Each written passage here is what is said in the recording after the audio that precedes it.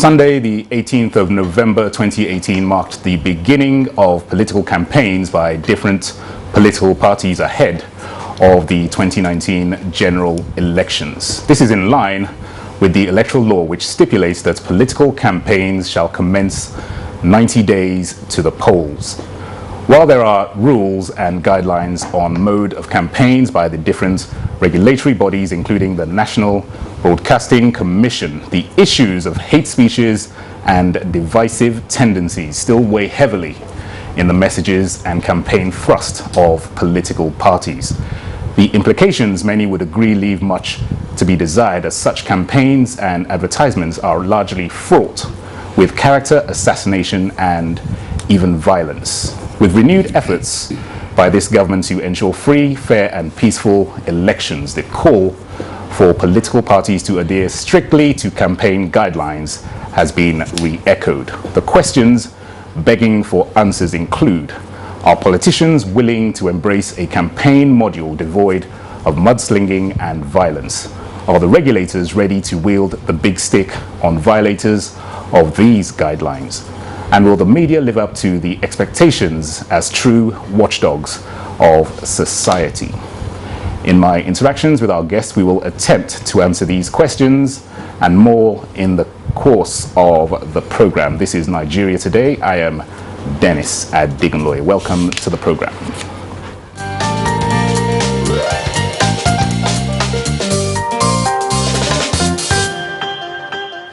And with me in the studio to discuss the issue for today is Ibrahim Modibo. He is a public affairs expert. Welcome to the program, sir. Thank you. And also joining us in the studio is Esther Uzoma. She is also a public affairs analyst. Thanks for joining us. Thank you, Dennis. All right, we'll come to you first, Esther.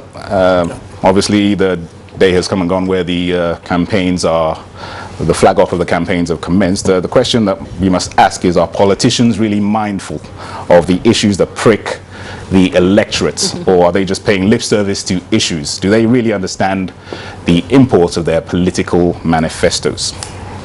Well, I think they do. The politicians, they took time to craft, these manifestos. I think they appreciate that fact. But like all, like politics generally, at the higher level, you see a level of sanity. But when you now get down to the states, to the local government areas, to the grassroots, that is where it all collapses.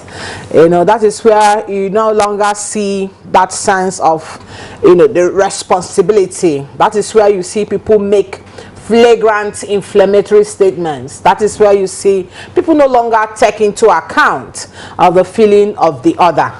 But I believe these politicians know, they are aware that Nigerians have come of age, because we have a very listening, very vibrant, interested citizenry who want to know, who want to be involved in the process, you see. But what happens when you leave the national level and you go down is sometimes they do not, take responsibility for it. That is where it all collapses. All right, Mr. Ibrahim, let's get your take on this issue.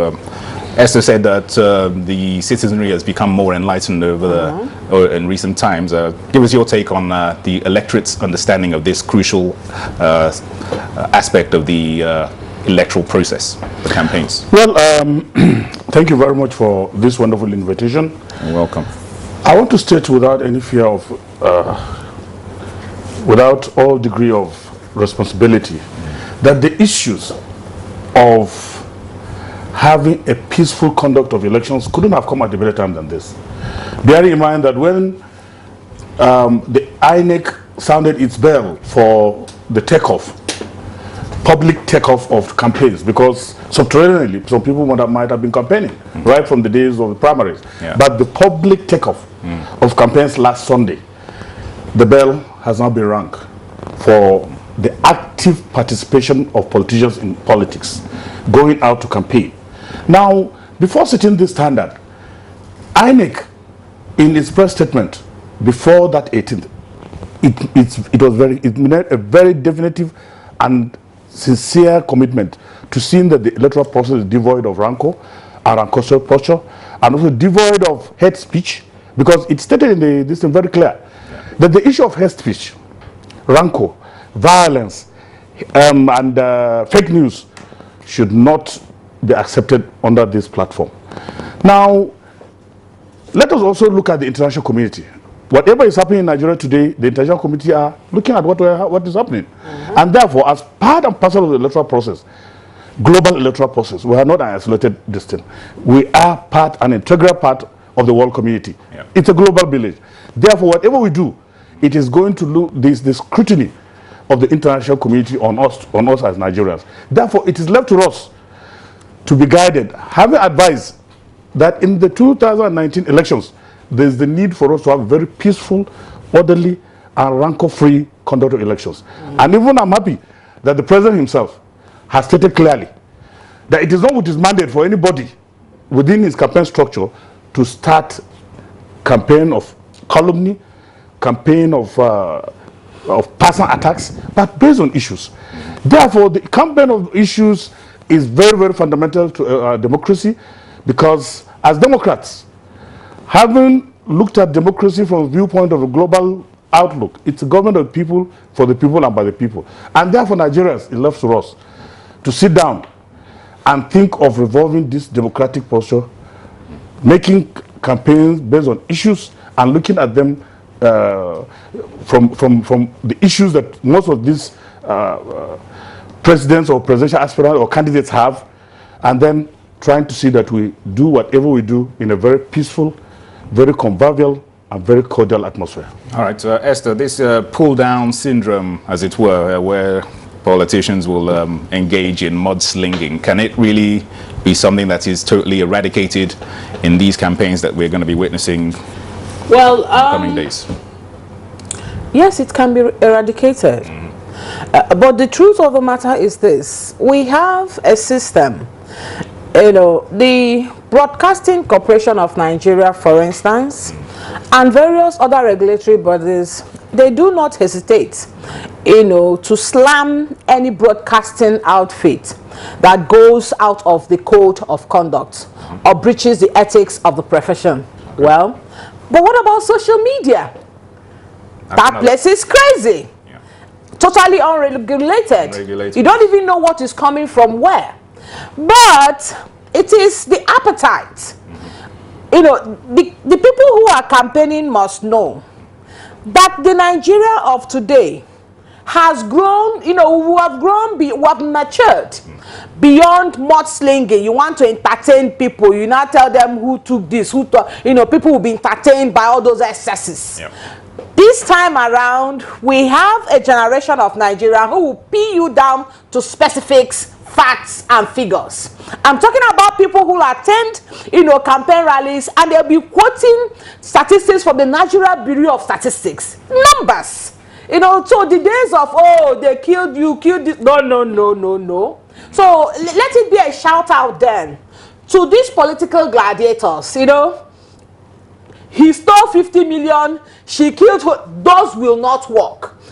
Specifics, you know, figures, forensic politicking is what will be demanded of the politicians of today come 2019. Well, we see on social media a lot of fake news, as you said, and you know, yes, items of pieces of news that are not true. Yes, but you know, this fake news is very easy. People know how to sieve it. Yeah. Exactly. People just do that for people know who to believe. I was going to say, it's up to the electorate to decipher what's true and what is not CNN. true. Sometimes they puncture news from CNN. Yeah. Exactly. So we have a vibrant, you know, we have a very vibrant citizenry that is ready, willing, and able to thwart and puncture every balloon, every caricature. Yeah. Every, you know, so we're counting on that, really. All right. Okay. Mr. Ibrahim, we saw back in 2014 through 2015 that the then ruling party, their campaigns were dominated primarily on character assassination, and the masses made their feelings clear that such would not be tolerated. This time around, do you think the politicians have learned from the past? Well, I think there is a need for us to actually situate and contextualize the issues at stake. Yeah. Bearing in mind that in the days gone by, it was a fashion to start mudslinging, character assassination, and also airing things that nobody could defend. Yes. You see, it does not go with the dictates of the journalism profession. The journalism profession is anchored on some fundamental issues. Issues that has to be, is it factual? Yeah. Is it, are you sure the facts on ground? Is there any balancing? Were you able to sieve, the facts from the shafts or the grains from the shafts? Yeah. These are fundamental issues that will come up. Therefore, I think the era of mudslinging, I think it has gone. Bear in mind that for now, in the social media, as Madam Esther has rightly said, social media has no control. That is why this social media brings problem to this country or to countries that have not. It's just like a cannon that is placed on a dynamite. Social media is a cankerworm, is a serious problem in this country that if it's not checked, although if you say you are going to check again, people will say, no, we are trying to trample on the press. But anybody that has a phone and maybe with a biro that can type 1, 2, 3 English, he will just go into social media and that's anything. But the beauty of the whole thing is, looking at it from every parameter of democratic practice, the current participants, so to say, or the current aspirants, I'm sure are men of reason, men of character, and also men of wisdom. You see, we are always limiting ourselves to the two major political parties. But there are other political parties that also have sound programs of action. But most Nigerians now limit to either APC or PDP. And you are leaving the other political space open for others that you don't even care about. But let me tell you, I've read several of the campaign manifestos. They are sound campaign manifestos that could come on board and be looked at critically. But there is the argument that more often than not, it is the two principal parties, even in other countries. Yes, it's the two dominant. But in any other party, in any other democracy, like America or this thing, there are smaller parties on the ground, and even there are candidates that are just self-candidates or independent candidates that also come in. That does not deny the fact that the political space should not be open. No. And now I strongly believe that issues that are going to attract front burner under these campaigns in 2019, there are fundamental issues that has to do with good governance, and also fundamental issues that has to do with the economy. Look at the economy, look at tackling corruption, look at insecurity, looking at placing the food on the table of the common man. Fundamentally, there are issues that also has to be looked at. The issue of education, agriculture as a stepping stone to replacing oil as the mainstay of the economy. These are fundamental issues that we have to look at. We also have to look at the issues of good governance. Are we having good governance? Is corruption striving? I must commend the efforts of Mala Ibrahim Magu and this current government for fighting corruption. In just about 3-4 years, we have about 703 cases that have been prosecuted. Judgments. It's a zero milestone. And also looking at what has been trillions of naira in terms of cash retrievals, in terms of infrastructural retrieval from all these people that have looted. For long, this country has undergone, monumental impunity and this looting of the treasury. That today, we have to look at the people, the participants, but you see, the fact is, we have to look at what the statement of George Santana and the former historian. He said, if experience is not retained, infancy is perpetual. People that are coming now on board to seek for a mandate, we have to check their records. Their record will speak. If you are a former looter or you join in looting the national tradition, it is not going to work this time around. All right. Whatever you do, people will look at you. Okay. Well, we'll continue our conversation, but as usual, we take the topic to the streets. So let's just get the thoughts of some Nigerians on this issue of campaigns.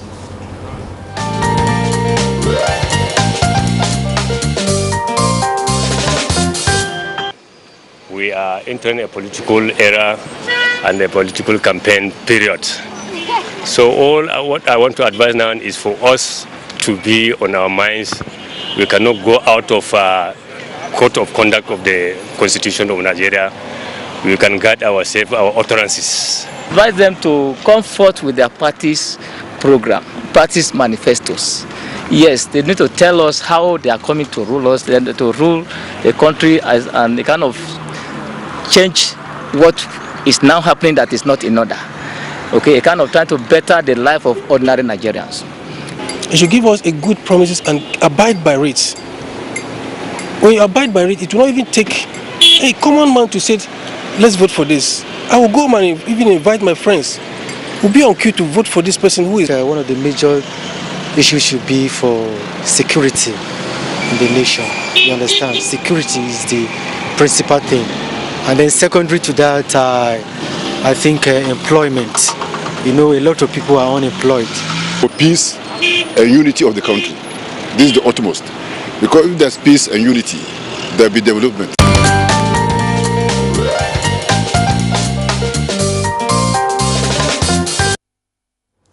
The program is Nigeria Today, and we have been discussing issue-based campaigns. I still have with me in the studio our guests. Esther, obviously you've heard from some members of the public there. They're clearly not focusing their interest on this issue of mudslinging and all the rest of it. The issue-based is what their primary concern is. Like one of the guests said there, talked about, said the main thing is security. Where are we on security? Whoever is coming on board will have to tell us specifics. You can't say you are vying for an elected office and you are telling us that, listen, you will kill 20 mosquitoes with a wave of hand. We're not talking about mosquitoes here. You will kill 1 million centipedes with this, with it. No, tell us specifics. Yeah. Because the question of corruption, so many things are hinged on that issue of security. For me, because when we are secure, then we cannot talk about thriving good governance. We cannot talk about maternal issues. In a climate of insecurity, it is persons of my gender who suffer most, women and children. Yeah.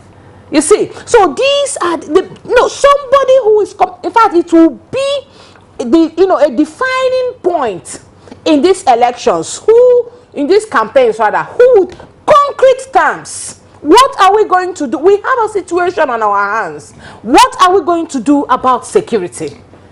Because whatever it is we are doing now, we must do it better. All right. Yes. Ibrahim, obviously you heard the comments there from members of the public as well. Issue-based campaigning is what they have interest in this time around, and as Esther was saying, that this issue of security is paramount with regards to campaigns of political aspirants. What's your take on? Yes, as you could see, the voice of the people, they always say is the voice of God. Now, the people have spoken, and it's left for the politicians to hear it. In the days gone by, you find out that in the past administrations, we met ourselves at a crossroads where there was administrative neglect, crumbling social infrastructure, unemployment rate or high rate of unemployment, crumbling social services, squalor, poverty, and endemic social malaise. So these are fundamental issues of security. Because with security, you see today, we thank God that in Abuja today we can go to our mosques and churches without let or hindrance. But in the days gone by, when you even sleep in your house, you'll be sleeping one eye opened, thinking of the bomb at the next instant. But today, we've seen that at least that security is there, is coming up. Despite the fact that the military will have to commend them for doing a wonderful job in Borno to have contained these people or box them to a corner. But at least we are a bit safe now. Now, we have to look at the issues that attract front burner in the developmental structure of this country. Some of them has to do with government policies. What is the poor man going to do to achieve good feeding, sound education, network of roads, both railway and also the normal roads, to link up his developmental structures? What are we going to look at? The issue of agriculture.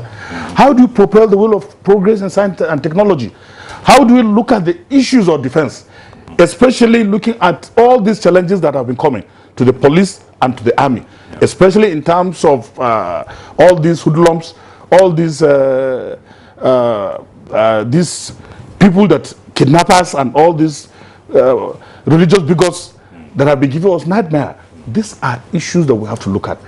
But first and foremost, foremost of it all, I think the present dispensation or the present thing, expectedly, I'm expecting to see a very vibrant and viable electoral process, and also to see campaigns, vibrant campaigns.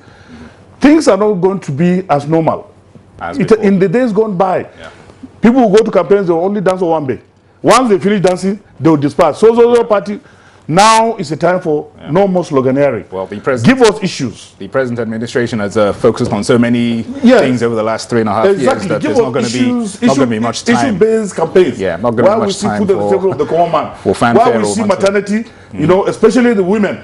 Bring the women on board, because honestly and sincerely, women, they are an integral part of this country, and they are very intelligent. Although we know there are some dubious ones too, but all the same, bringing them into the public purview, the educated ones. You know, I am so enamored seeing educated people wasting them because of their gender. So therefore, we should make youthful, I mean, the youth too must be an integral part of this government. It must be, or the government that is going to come, so that at least we have national concord and integration for the common good and common development of this country. There's something that we must address, and that is the issue of one of the issues that should shape this, you know, campaign is also the question of Nigerian unity. Somebody who must speak the language that will bind us together. Divisive language must stop.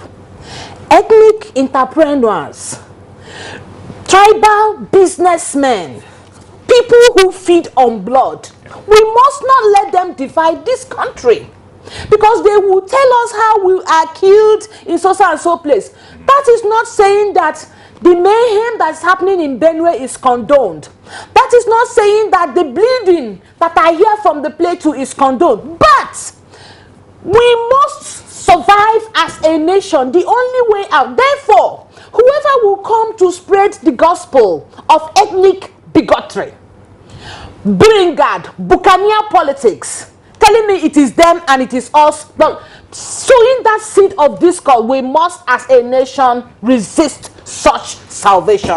And that point was definitely made by one of our Vox Pops who have just talked about the importance of national unity. That's right. And peace. Very important. And harmony.